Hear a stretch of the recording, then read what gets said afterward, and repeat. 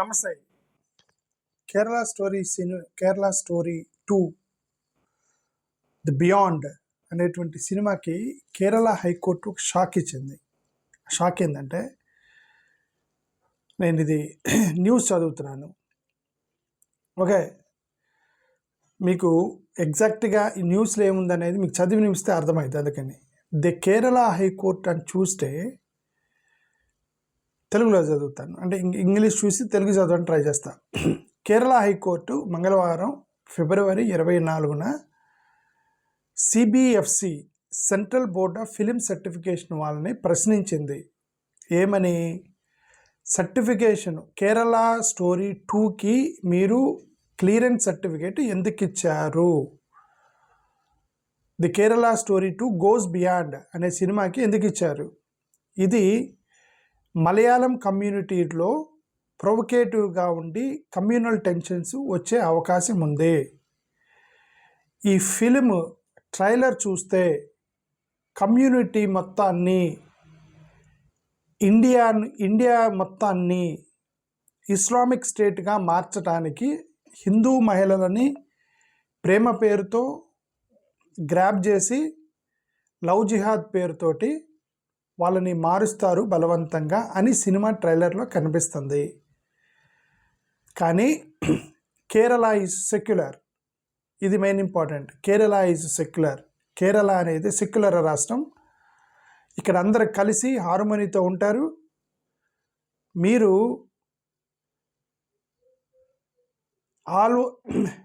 మీరు 1-2 ఇన్సిడెంట్ని తీసుకొని కేరళ రాష్ట్రం మొత్తం జరిగిందని ఎలా చెబుతారు? ఇది రాంగ్ ఇండికేషన్ వెళ్తుంది. ఇది కమ్యూనల్ టెన్షన్ వచ్చే అవకాశం ఉంది. సిబిఎఫ్సి వాళ్ళు ఇక్కడ పిక్చర్లోకి రావాల్సి ఉంటుంది. వాళ్ళు ఎలాగ సర్టిఫికేట్ ఇచ్చారు చెప్పాలి అని జస్టిస్ బీచు కురియన్ థామస్ ఇచ్చినటువంటి జడ్జిమెంట్ ఈరోజు కేరళలో.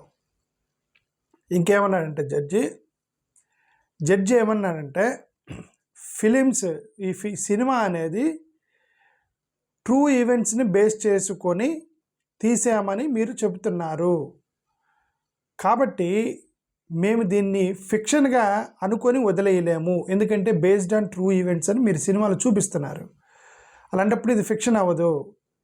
మీరు కేరళ అనేటువంటి సినిమా పేరు వాడారు కాబట్టి, రాష్ట్రం పేరు వాడారు కాబట్టి కంపల్సరీగా రాష్ట్ర ప్రభుత్వం ఇంటర్ఫియర్ అవుతుంది దీంట్లో. ఓకే, రాష్ట్ర ప్రభుత్వం తరపున కోర్టులో కేసు వేసిన పిటిషనర్ ప్రకారం అతను లేవనెత్తినటువంటి సమస్యలని మనం పరిగణలోకి తీసుకోవాల్సి వస్తుంది. ఈ కమ్యూనల్ టెన్షన్ తగ్గించడానికి రాష్ట్ర ప్రభుత్వానికి అధికారం ఉంది. కాబట్టి he also made an overall remark that since the name of the state is included, state పేరు సినిమాలో మీరు పెట్టారు కాబట్టి కేరళ ప్రజల యొక్క కన్సర్న్స్ని మీరు దృష్టిలో పెట్టుకోవాల్సిందే. ఎందుకంటే మీరు సినిమా కేరళ పేరు వాడారు కాబట్టి కేరళ ప్రజలకు రైట్ ఉంది ప్రశ్నించేది. మొత్తం 3 పిల్స్ ఫైల్ అయినాయి హైకోర్టులో. వాటిలో మెయిన్గా సిబిఎస్ఈ అంటే ఇది సెన్సార్ బోర్డు వాళ్ళని మెయిన్గా ముద్దాయిలుగా పెట్టారు. అంటే ముద్దాయిలు కంటే ప్రతివాదులుగా పెట్టారు. ఈ సినిమాకి 16+ రేటింగ్ 16 కట్టుల తర్వాత, అంటే సినిమా మొత్తం మీద 16 కట్టులు తీసేయమన్నారట. వైలెన్స్ ఉంది ప్లస్ ఇంటిమసీ సీన్స్ ఉన్నాయని 16 కట్టులు తీసేసి 16+ రేటింగ్ ఇచ్చారట. అంటే 16 సంవత్సరాల తర్వాత వాళ్ళు చూడొచ్చు అనేటువంటి ఒక రేటింగ్ ఇచ్చారట. అది కూడా పేరెంట్స్ యొక్క పర్యవేక్షణలో చూడాలి ఈ సినిమాని, 16 సంవత్సరాల పైన వాళ్ళు చూడొచ్చు అని ఆ సిబిఎస్ఈ అంటే సెన్సార్ బోర్డు వాళ్ళు ఇచ్చారట. దాన్ని ఇప్పుడు ఆయన ప్రశ్నించింది, జడ్జి ప్రశ్నించాడు దాన్ని. ఓకే, ఇప్పుడు మీరు చెప్పిన ప్రకారం టీనేజ్ పిల్లలు అంటే 16 నుంచి అంటే 16, 17, 18 3 సంవత్సరాలు ఉన్నారు. ఈ 3 సంవత్సరాల వాళ్ళని మీరు అంటే కనీసం 16, 17 2 సంవత్సరాల టీనేజ్ పిల్లల్ని మీరు అలౌ చేస్తూ మీరు ఇచ్చారు సర్టిఫికేట్. ఎలా ఇచ్చారు ఈ సినిమాని? కాంట్రవర్షియల్ ఫిలిం కాదా? మరి ఫిబ్రవరి 27ని మీరు రిలీజ్ చేస్తామంటున్నారు.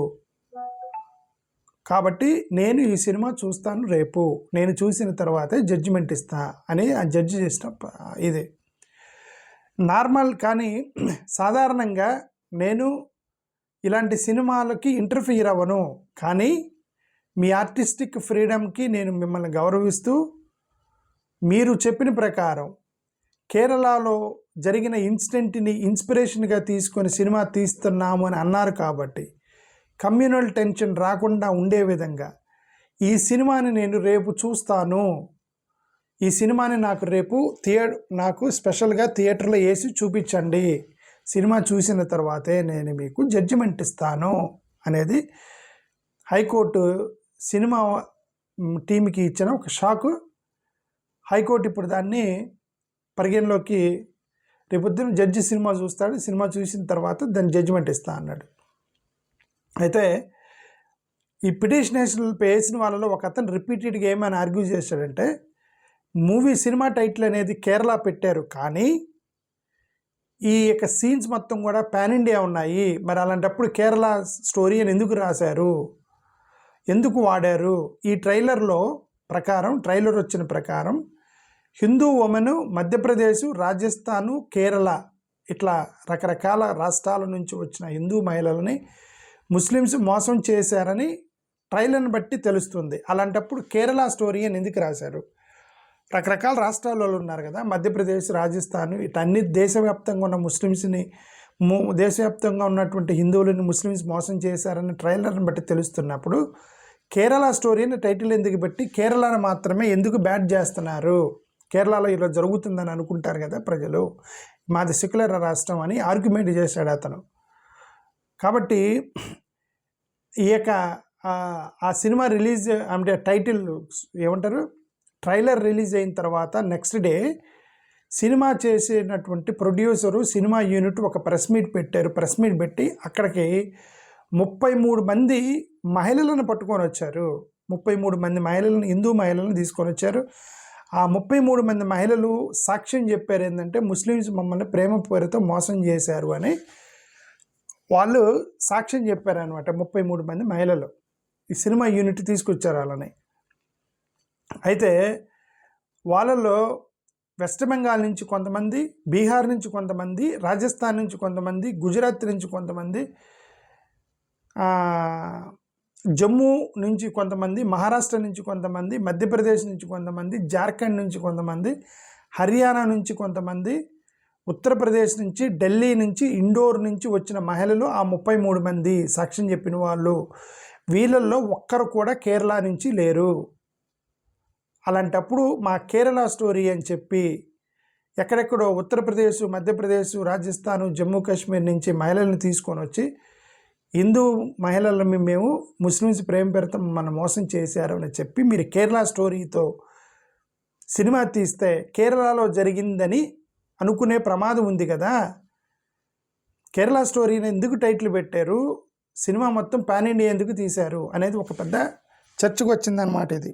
సో ఇది దానికి సంబంధించింది. ఇంకొకటి పిటిషనర్ ఇంకేం ఆర్గ్యూ చేశాడంటే Atul Mishra versus union of India ఆ కేసును కోట్ చేస్తూ నెట్ఫ్లిక్స్ వాళ్ళు రీసెంట్గా ప్రపోజ్ చేసిన సినిమా గోష్కోర్ పండిట్ బ్రైబరీ అంటే లంచగొండి పండితుడు అంటే లంచగొండి పూజారి అనమాట. ఆ సినిమా టైటిల్ పెడితే గొడవ అయినప్పుడు కోర్టు వేరే కమ్యూనిటీల యొక్క మనోభావాలను మనం దృష్టిలో పెట్టుకోవాలని కోర్టు జడ్జిమెంట్ ఇచ్చింది కదా. గోష్కోర్ పండిట్ అంటే మీరు దానికి ఫేవరబుల్గా జడ్జిమెంట్ ఇచ్చారు.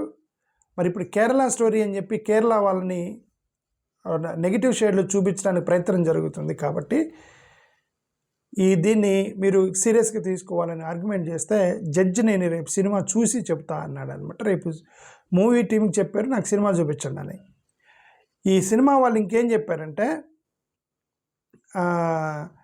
కంటెంట్ మేము టీజర్లో చూపించింది సినిమాలో ఉండదు అని చెప్పారు. మరి అలాంటప్పుడు టీజర్ ఎందుకు వేశారు అని అడిగారు. టీజర్లో ఉన్నవి సినిమాలో లేవు అని, లేనప్పుడు మరి నువ్వు ఎందుకు వేసావు సినిమాలో అన్నారు. కోర్టు మమ్మల్ని అది ఏసి చూపించమంది కాబట్టి మేము 25వ తారీఖు చూపించమన్నారు మమ్మల్ని, కానీ మాకు టైం ఇవ్వండి, ఏ రోజు చూపిస్తామనేది మీకు చెబుతాము, రేపు ఇవ్వటం కుదరదు, సెన్సార్ సర్టిఫికేట్ ఇవన్నీ కూడా మేము చూస్తాము. విపుల్ అమృతలాల్ షా